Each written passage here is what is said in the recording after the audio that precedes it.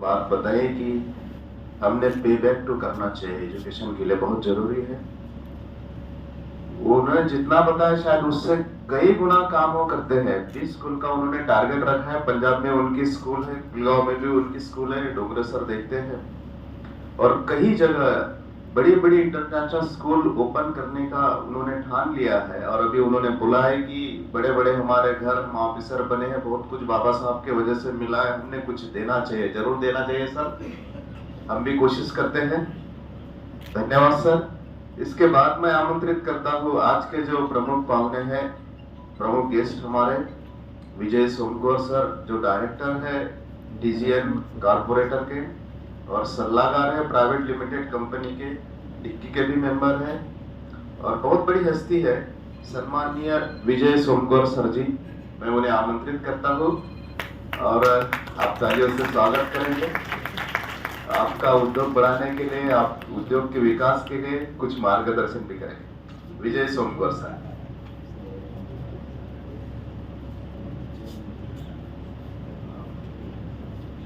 जय भीम सबको। प्रेरणा स्रोत विश्वरत्न डॉक्टर बाबासाहेब आंबेडकर आणि आदरणीय आपले सगळे आपले आदर्श महात्मा फुले साहेब, छत्रपती शाहू महाराज आणि सम्राट अशोक साहेब आणि मंचावर असेल मान्यवरगण, माझे मित्रमंडळी आणि आपण सर्वांचं मी इथे बोलवल्याबद्दल मी तुमचं स्वागत करतो। आज मला इथे इंडस्ट्रीच्या बेनिफिट काय आहेत, इंडस्ट्री नवीन जर सेटअप केली आपल्या समाजासाठी, आता ही काळाची गरज आहे की आपण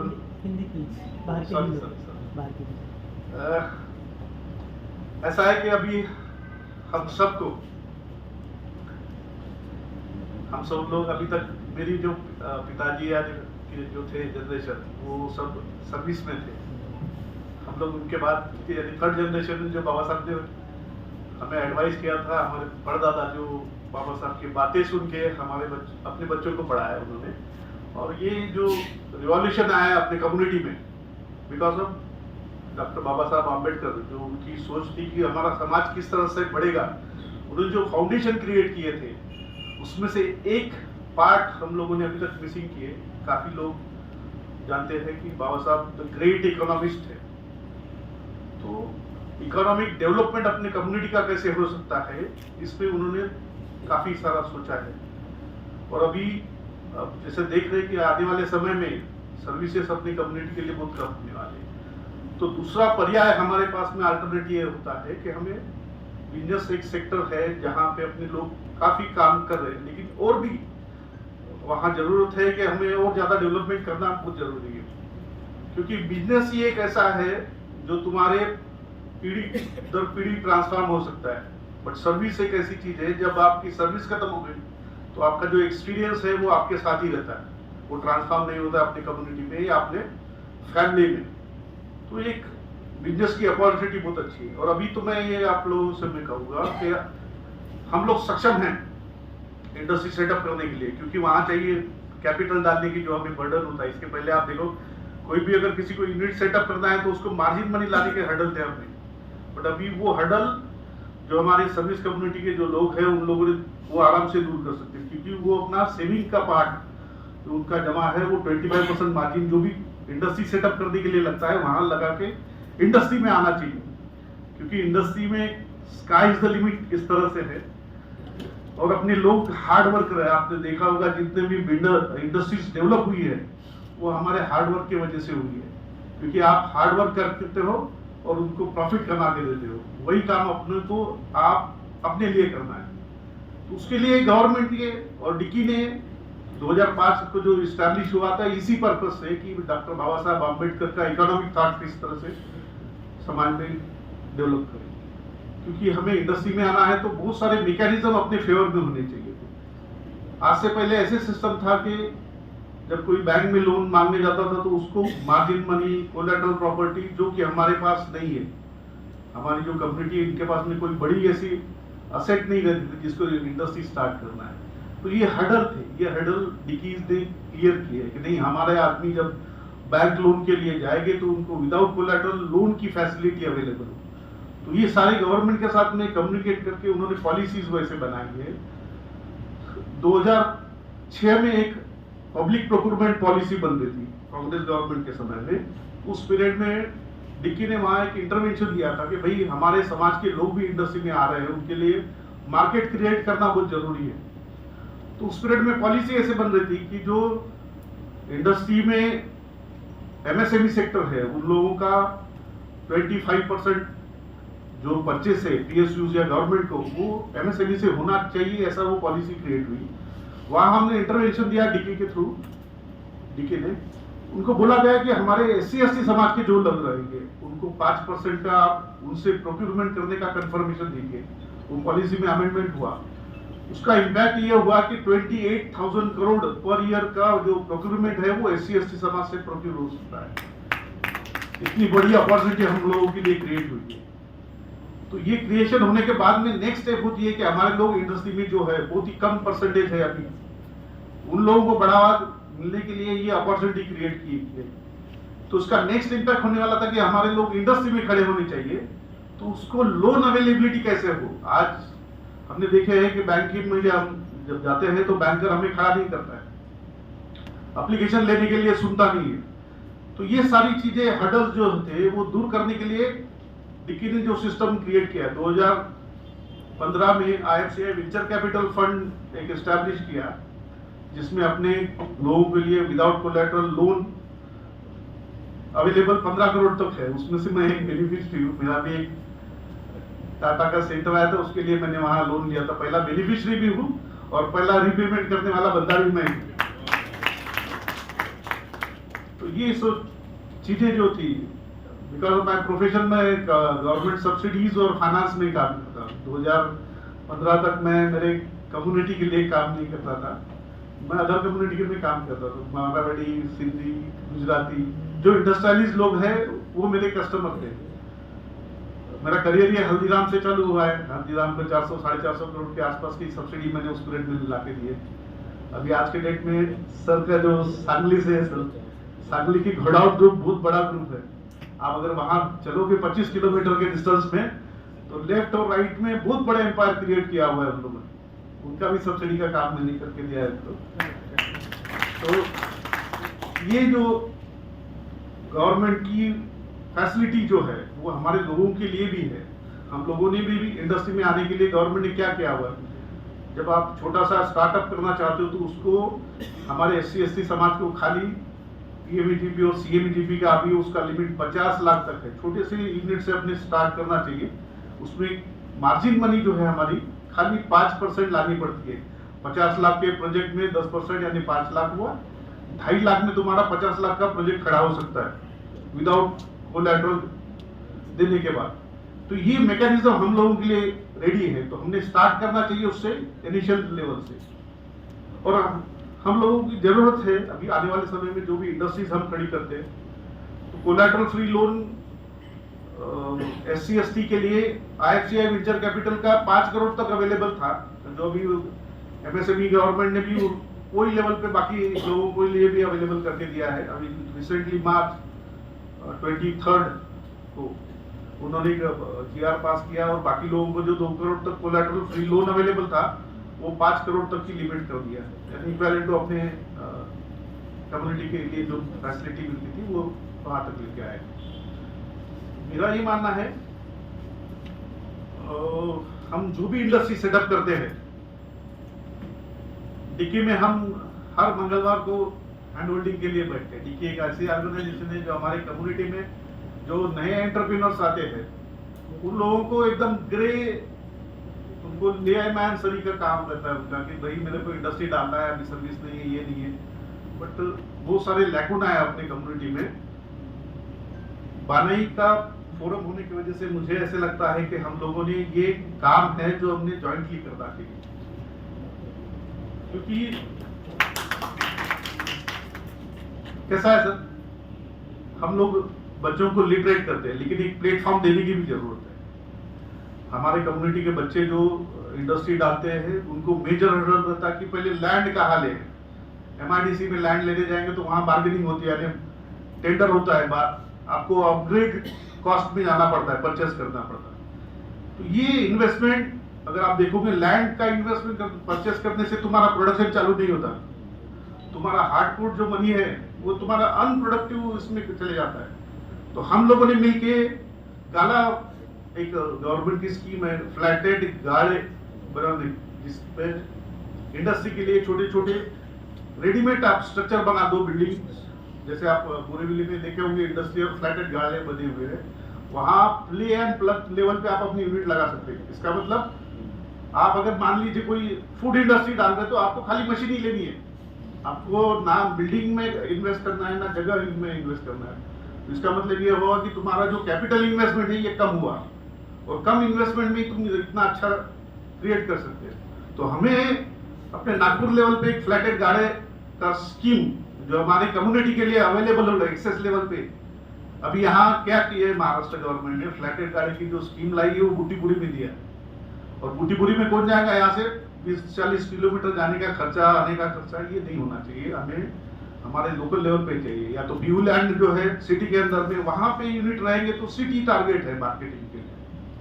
तो ये वाला जो पार्ट है हमने इनिशिएटिव लेके बनाई, ये क्लस्टर स्कीम के अंतर्गत एसपीवी बना के अपन उसमें काम कर सकते हैं जॉइंटली, ताकि हमारे लोगों के लिए वहां पे इजीली इंफ्रा क्रिएट हो कि हम जब भी किसी को इंडस्ट्री लगानी हो उसका एमईडीपी सीएमईडीपी में लोन का प्रपोजल अपन आराम से कर सकते हैं, इजीली होता है। कई कई हर्डल आती है वो भी हम सॉर्ट आउट कर लेते हैं, तो उसके लिए कोई इश्यू नहीं है, हो जाते हैं सारे। ये फ्लैटेड गाड़ी बनाने से एक और एडवांटेज अपने लिए बन जाता है कि वहाँ क्लस्टर कर सकते हैं। मान लीजिए फूड से रिलेटेड अगर यूनिट वहाँ पे मल्टीपल आती है तो उनको कॉमन फैसिलिटी का जो पार्ट है वो क्लस्टर से क्रिएट होता है। आप वहाँ पैकेजिंग सेंटर, आप ग्रेडिंग, सॉर्टिंग और प्रोसेसिंग का भी आप कर सकते हो, जो गवर्नमेंट आपको 100% 90% सब्सिडी मैक्सिमम 10 CR तक देती है, वो भी बेनिफिट हम लेके ये क्रिएट कर सकते हैं। यानी कम से कम पैसे में गवर्नमेंट के बेनिफिट बहुत सारे हैं जो हम यूटिलाइज कर सकते हैं, जिसके तरफ किसी का ध्यान नहीं है अपनी कम्युनिटी का, हो रहा है बट कम लेवल पे हो रहा है, हमें मास लेवल पे करना है। एक और अपना लैकुना है, अपने बच्चे जो इंडस्ट्री डालना चाहते हैं, किसी को इंडस्ट्री सेटअप करना होगा तो उसकी ट्रेनिंग के लिए लैकुना है, प्रैक्टिकल ट्रेनिंग चाहिए। प्रैक्टिकल ट्रेनिंग कैसे, मान लीजिए कोई पैकेजिंग यूनिट लगाना चाहता तो उसको A to Z इंक्यूबेशन में सारी फैसिलिटी मिलनी चाहिए। भाई चल तू प्रोडक्शन करना चाहता है ना, यहाँ डिजाइनिंग से लेके प्रोडक्शन किस तरह से तू क्वालिटी प्रोडक्शन निकाल सकता है, ये ट्रेनिंग चाहिए, वर्बली ट्रेनिंग नहीं चाहिए। थेरेटिकल ट्रेनिंग से उसका काम नहीं होने वाला है, क्योंकि इंडस्ट्री जब चलाते हो ना तो आपके थेरेटिकल समीकरण चेंज होते हैं। ये एक इंफ्रा अपने को क्रिएट करना है। अपने बहुत सारे एजुकेशन स्कूल पढ़े हुए हैं, ट्रेनिंग सेंटर्स पढ़े हुए हैं वहाँ, लेकिन जो प्रैक्टिकली इंडस्ट्री को सेटअप करने वाले जो कोर्सेस है वो नहीं हो रहे, उस पर भी हमें ध्यान देना है। तीसरा मार्केट कनेक्टिविटी का वो इश्यू है। हमारे कम्युनिटी के लोग जो भी हम इजीली एक छोटा सा, हम लोगों का लास्ट टाइम हम गोपाल साहब हैं उनके साथ में हमने एक मिशन किए थे कि बहुत सारे हमारे बिहार खाली पड़े हुए हैं, और पहले ऐसे था हम जब छोटे थे तो हमारे माँ बाप हमें बिहार लेके जाते थे, सुबह शाम हम जाते थे, वहाँ फुटफॉल लोगों का बहुत ज्यादा था। लेकिन अभी के पीरियड में आप देखोगे बिहार सुने पड़े हुए, पर्टिकुलर डेज को ही वो यूज में आते। तो वो इंफ्रा जो है वो हमें यूज करना चाहिए, अपने कम्युनिटी के लिए सुपर बाजार स्कीम कनेक्टिविटी के लिए लानी चाहिए, ताकि हमारे घर में जो 4000-5000 का महीने का जो किराना का जो माल है वो हम वहां से परचेस करें। उसके पीछे एक मेजर थॉट ये भी है, क्योंकि उसमें लगने वाले जो प्रोडक्ट है वो सब हमारे बच्चे बना सकते हैं और हमारे में ही बिक सकता है। ये कंसेप्ट से हमने अगर काम किए तो रिवॉल्यूशन हो सकता है। जैसे आप देखे होंगे नागपुर में सिंधी कम्युनिटी आई, इंडिया और पाकिस्तान का जब फाड़नी हुई, तो वो जब आई थी जरीपट का एरिया में हमारा रहना है, उनके यहाँ के लेडीज लोग हमारे यहाँ आके काम करते थे। आज ऐसा समीकरण चेंज हुआ है कि उनके देखोगे तो बड़े बड़े इंडस्ट्रीज खड़े हुए हैं और आज हमारे लोग उनके यहाँ जाके काम करते हैं। ये रिवॉल्यूशन उनका है। वो पहले जब आए थे तो रोड पे छोटी छोटी दुकानें लगाते थे, उन्होंने देख लिया लोगों की पर्सनल नीड क्या है, उस पर ही उन्होंने कैप्चर किया। किसी ने फूड इंडस्ट्री में काम किया, किसी ने गारमेंट में काम किया, ये सब करते रहे। ये कंसेप्ट से ही हमें अपने आप को डेवलप करना पड़ेगा कि भाई हम हमारी कम्युनिटी में ही कैसे टारगेट करेंगे। हमारा कम्युनिटी का पैसा जो बाहर जाता है उसको फोकस करके हमें हमारी कम्युनिटी के डेवलपमेंट के लिए वहाँ हमारे इंडस्ट्रीज और बाकी सेटअप क्रिएट करने के लिए ध्यान देना चाहिए। ये एक है। दूसरा बात, मार्जिन मनी का शॉर्टफॉल रहता है अपने लोगों को, तो हमने इनिशिएटिव लेना चाहिए।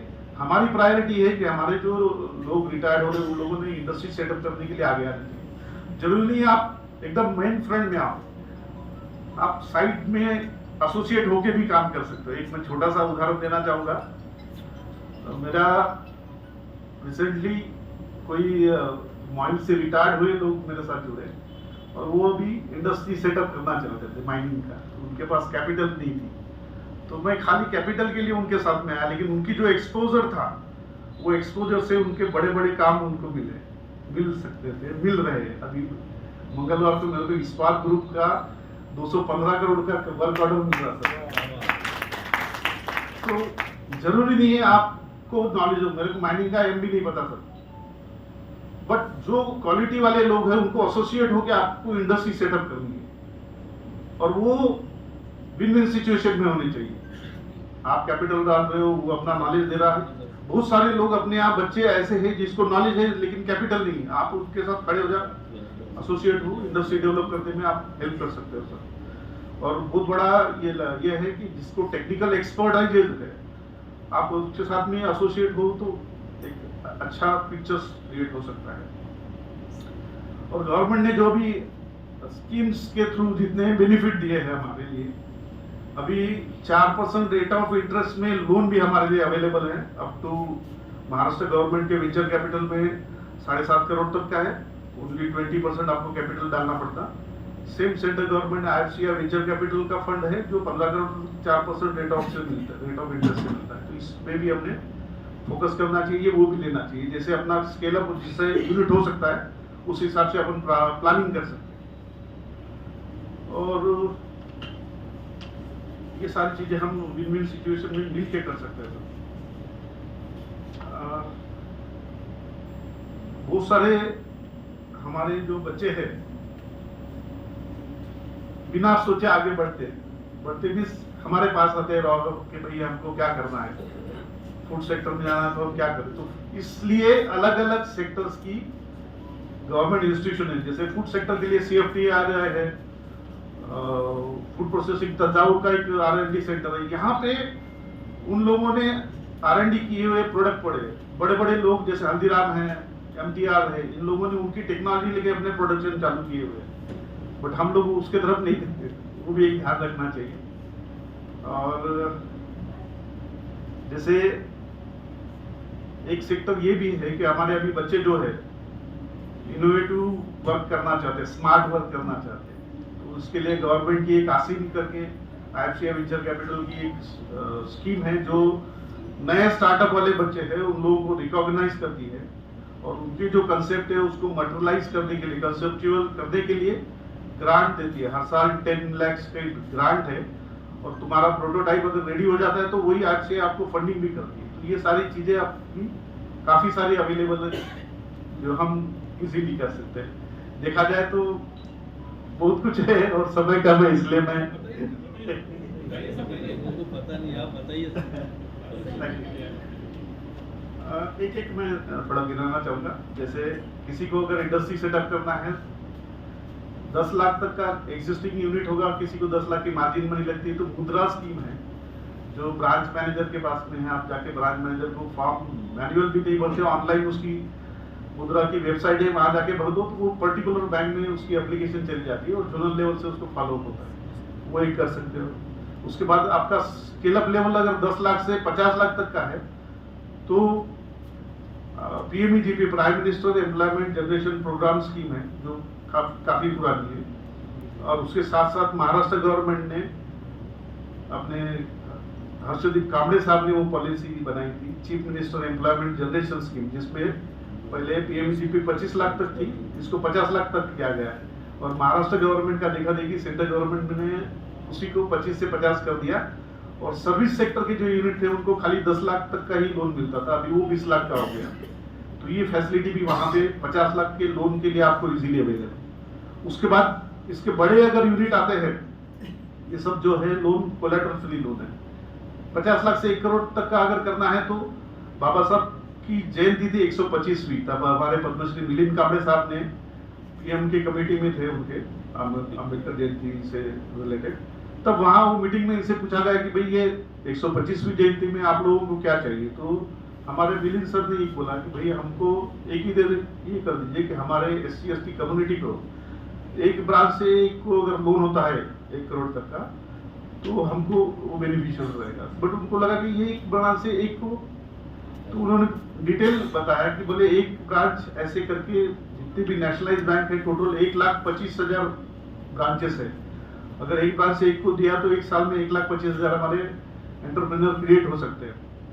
तो वो उनको बहुत अच्छी स्कीम लगी। 2016 में उसको लॉन्च किया, लेकिन उसके साथ में एक उन्होंने और ऐड किया था कि भाई SC/ST के साथ वुमन एंटरप्रेन्योर भी आना चाहिए कोई भी कम्युनिटी से। तो वो लोन एक अच्छी पहल चालू हुई, लेकिन अभी तक का उसका उतना रिजल्ट नहीं है, क्योंकि अपने लोग प्रॉपरली थोड़ा सा सपोर्ट नहीं करते और बैंकर अपने को उतना सपोर्टिव नहीं आते। बट आप डीके के साथ आइए, हम लोगों के MOUs हर बैंकों से हुए हैं, जोनल लेवल से हम लोग फॉलो करके उसका ये सब प्रॉपरली करके ये हुआ। 10 लाख 50 लाख तक के लोन का, 1 करोड़ तक के लोन के लिए ये स्टैंड अप इंडिया स्कीम है जो लिखित लाई हुई है। उसके बाद में 1 करोड़ के ऊपर अगर किसी के प्रोजेक्ट कॉस्ट जाती है तो उसके लिए IFCI वेंचर कैपिटल है जो 1 करोड़ से 15 करोड़ तक की आपको लोन 50 लाख से 15 करोड़ तक के लोन अवेलेबल करती है। अभी 4% रेट ऑफ इंटरेस्ट से वो लोन अवेलेबल है और विदाउट कोलैटरल में। सेम महाराष्ट्र गवर्नमेंट की वेंचर कैपिटल फंड है डॉक्टर बाबा साहब अम्बेडकर इंडस्ट्रियल पॉलिसी के तहत, उसमें भी पहले 5 करोड़ तक का वेंचर कैपिटल फंड था, वो अभी 7.5 करोड़ है। ये सारी चीजें अपनी इंडस्ट्री की नए स्टार्टअप के लिए अवेलेबल है। इसके साथ साथ अगर हम इंडस्ट्री सेटअप करते हैं तो क्या बेनिफिट मिलता है। अगर मैं PMGP में कोई यूनिट डालता हूं तो मेरे को 5% ही मार्जिन डालनी है। सिटी के अंदर मैं अगर SC/ST ने यूनिट लगाया तो 25% की कैपिटल सब्सिडी है, रिफंडेबल नहीं है, वो आपको देना है, गवर्नमेंट आपको देगी आपके यूनिट को सस्टेन करने के लिए। वो 3 साल के बाद में आपके अकाउंट में क्रेडिट होती है, बट उतने अमाउंट पर आपको इंटरेस्ट भी नहीं लगता है। एक ये पार्ट है। दूसरा, स्टैंड अप इंडिया स्कीम में अगर किसी के लोन यानी यूनिट सेटअप होता है तो महाराष्ट्र गवर्नमेंट में एक डॉक्टर अम्बेडकर इंडस्ट्रियल पॉलिसी 2015 में बनाई थी, वो अभी कंटिन्यू है। PSI 2019 स्कीम को, पैकेज स्कीम ऑफ इंस्टीट्यूट 2019 को कंटिन्यू किया है।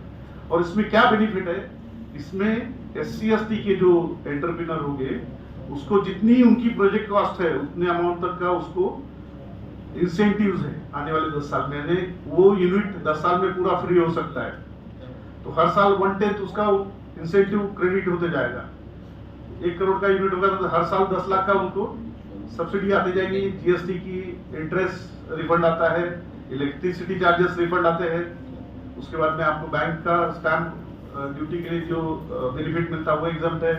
लैंड परचेस के लिए स्टैंप ड्यूटी जो लगती है वो एग्जम्प्ट है, और इलेक्ट्रिसिटी ड्यूटी भी एग्जम्प्ट है। ये सारे बेनिफिट आपको हर साल, आपका प्रोडक्शन अगर स्मूथली चलता है तो ये रिफंड आते हैं। और उसके अलावा एक और एडिशनल है, आपका जो प्रोजेक्ट कॉस्ट है उस पर 30% की कैपिटल सब्सिडी है D+ एरिया में, यानी वो आती 30 लाख तक। और 30 लाख पहले ही साल आपको 30 लाख प्लस ये GST का रिफंड इस तरह से आपको क्रेडिट होता है। ये बेनिफिट जैसे महाराष्ट्र में हुआ है, इंडस्ट्रियल पॉलिसी डीके ने बनाई है, वैसे हर स्टेट में ये पॉलिसी इंप्लीमेंट की गई SC/ST के लिए, बेनिफिट इंडस्ट्री के लिए दिए हुए। तो ये सारा पार्ट अपने को मिलता है। तो इसका मतलब ये है, अगर इंडस्ट्री हम सेटअप करते हैं और प्रॉपरली गवर्नमेंट के सारे बेनिफिट लेते हैं तो ये सारे इन्वेस्टमेंट हम सिस्टमैटिक वे से क्लियर कर सकते हैं। लेकिन ये सब लेने हैं बेनिफिट, तो जब भी हमें इंडस्ट्री डालना है, अगर बानई के पास आइए नहीं तो डीके के पास आके आप एक बार डिस्कस करिए कि क्या मुझे प्लानिंग करके क्या बेनिफिट मिलने वाला है। ये अगर आप स्टार्टिंग लेवल पे करते हो तो आपका डेफिनेटली सक्सेस अचीव होता है। ये सारे बेनिफिट है। मेरे को आपको ये मन से आह्वान करना है कि हर कोई इंडस्ट्री सेटअप करने के लिए आ गया है। क्या मार्गदर्शन लगता है, हेल्प लगती है, हम करेंगे। साथ में ही बानई और एसोसिएशन के साथ में जो इंफ्रास्ट्रक्चर क्रिएट करने का काम है वो डेफिनेटली हम एक दूसरे के साथ बैठ के उस पर काम करेंगे और आप लोगों को इस पर अपडेट भी कराएंगे। Thank you.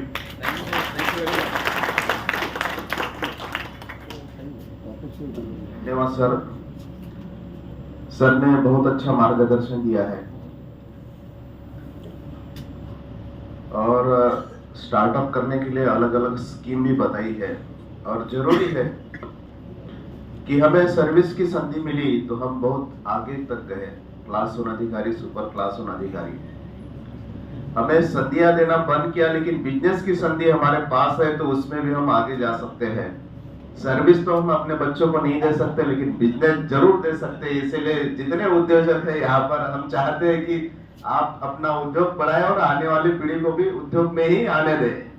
सर्विस नहीं मिली तो क्या हुआ, बिजनेस में बहुत बढ़ेंगे। चलो धन्यवाद सर। और इसके बाद मैं आमंत्रित करता हूँ आज के चीफ